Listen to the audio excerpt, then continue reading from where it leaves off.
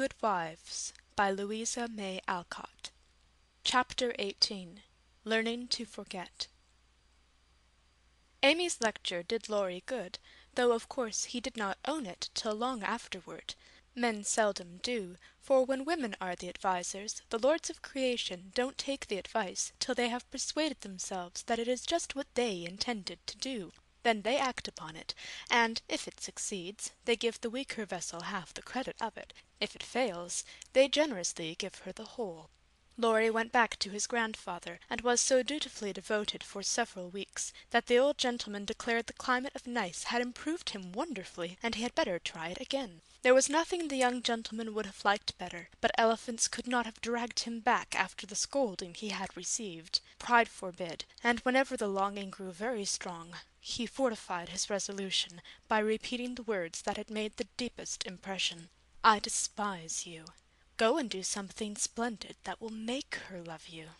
Laurie turned the matter over in his mind so often that he soon brought himself to confess that he had been selfish and lazy. But then when a man has a great sorrow, he should be indulged in all sorts of vagaries till he has lived it down. He felt that his blighted affections were quite dead now, and though he should never cease to be a faithful mourner, there was no occasion to wear his weeds ostentatiously.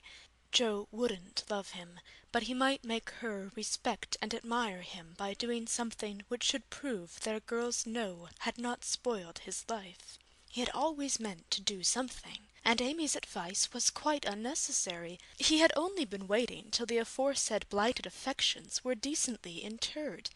That being done, he felt that he was ready to hide his stricken heart, and still toil on. As Goethe, when he had a joy or a grief, put it into a song, so Laurie resolved to embalm his love-sorrow in music, and to compose a requiem which should harrow up Jo's soul and melt the heart of every hearer. Therefore, the next time the old gentleman found him getting restless and moody, and ordered him off, he went to Vienna, where he had musical friends, and fell to work with the firm determination to distinguish himself. But whether the sorrow was too vast to be embodied in music, or music too ethereal to uplift a mortal woe, he soon discovered that the requiem was beyond him just at present. It was evident that his mind was not in working order yet, and his ideas needed clarifying, for often in the middle of a plaintive strain he would find himself humming a dancing tune that vividly recalled the Christmas ball at Nice, especially the stout Frenchman, and put an effectual stop to tragic composition for the time being.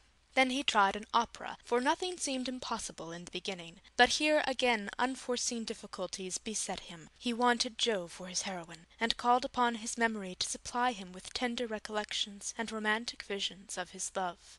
But memory turned traitor, and as if possessed by the perverse spirit of the girl, would only recall Jo's oddities, faults, and freaks, would only show her in the most unsentimental aspects, beating mats with her head tied up in a bandana, barricading herself with a sofa pillow, or throwing cold water over his passion at la Gommitch. And an irresistible laugh spoiled the pensive picture he was endeavouring to paint. Jo wouldn't be put into the opera at any price, and he had to give her up with a "Bless that girl, what a torment she is!"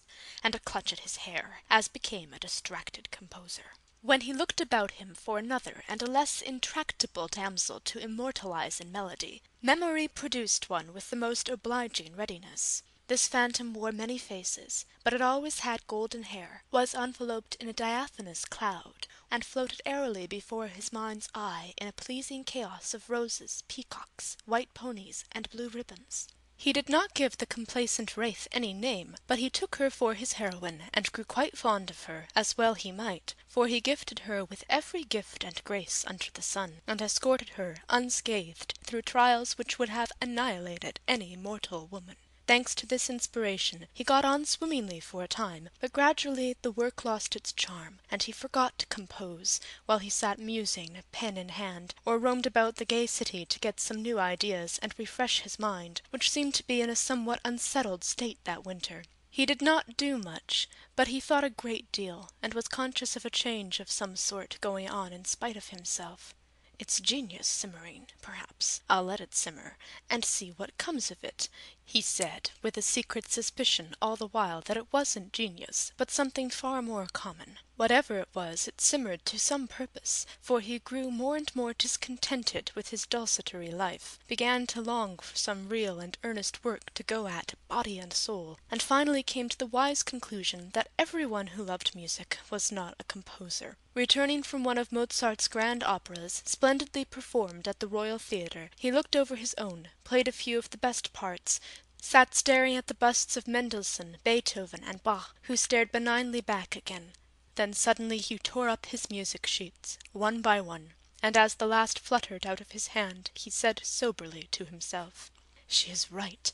Talent isn't genius, and you can't make it so. That music has taken the vanity out of me, as Rome took it out of her, and I won't be a humbug any longer. Now what shall I do?" That seemed a hard question to answer, and Laurie began to wish he had to work for his daily bread. Now, if ever, occurred an eligible opportunity for "going to the devil," as he once forcibly expressed it, for he had plenty of money and nothing to do. And Satan is proverbially fond of providing employment for full and idle hands. The poor fellow had temptations enough from without and from within, but he withstood them pretty well, for much as he valued liberty, he valued good faith and confidence more.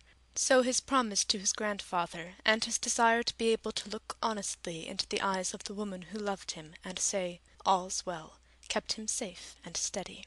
Very likely some Mrs. Grundy will observe, "I don't believe it. Boys will be boys. Young men must sow their wild oats, and women must not expect miracles." I dare say you don't, Mrs. Grundy, but it's true nevertheless. Women work a good many miracles, and I have a persuasion that they may perform even that of raising the standard of manhood by refusing to echo such sayings. Let the boys be boys, the longer the better, and let the young men sow their wild oats if they must. But mothers, sisters, and friends may help to make the crop a small one, and keep many tares from spoiling the harvest, by believing, and showing that they believe, in the possibility of loyalty to the virtues which make men manliest in good women's eyes. If it is a feminine delusion, leave us to enjoy it while we may, for without it half the beauty and the romance of life is lost, and sorrowful forebodings would embitter all our hopes of the brave, tender-hearted little lads who still love their mothers better than themselves, and are not ashamed to own it.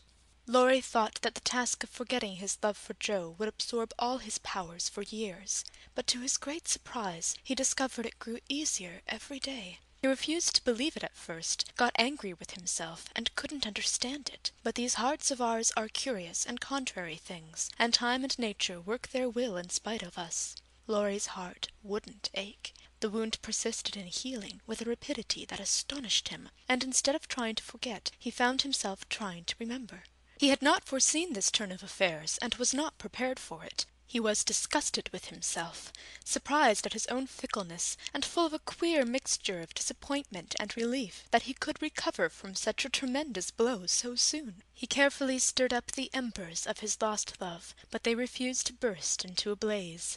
There was only a comfortable glow that warmed and did him good without putting him into a fever, and he was reluctantly obliged to confess that the boyish passion was slowly subsiding into a more tranquil sentiment, very tender, a little sad and resentful still, but that was sure to pass away in time, leaving a brotherly affection which would last unbroken to the end. As the word brotherly passed through his mind in one of his reveries, he smiled, and glanced up at the picture of Mozart that was before him. Well, he was a great man, and when he couldn't have one sister, he took the other, and was happy. Laurie did not utter the words, but he thought them, and the next instant kissed the little old ring, saying to himself, "No, I won't! I haven't forgotten. I never can. I'll try again, and if that fails, why, then—" Leaving his sentence unfinished, he seized pen and paper and wrote to Joe, telling her that he could not settle to anything while there was the least hope of her changing her mind. Couldn't she,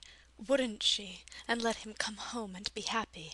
While waiting for an answer he did nothing, but he did it energetically, for he was in a fever of impatience. It came at last, and settled his mind effectually on one point, for Joe decidedly couldn't, and wouldn't.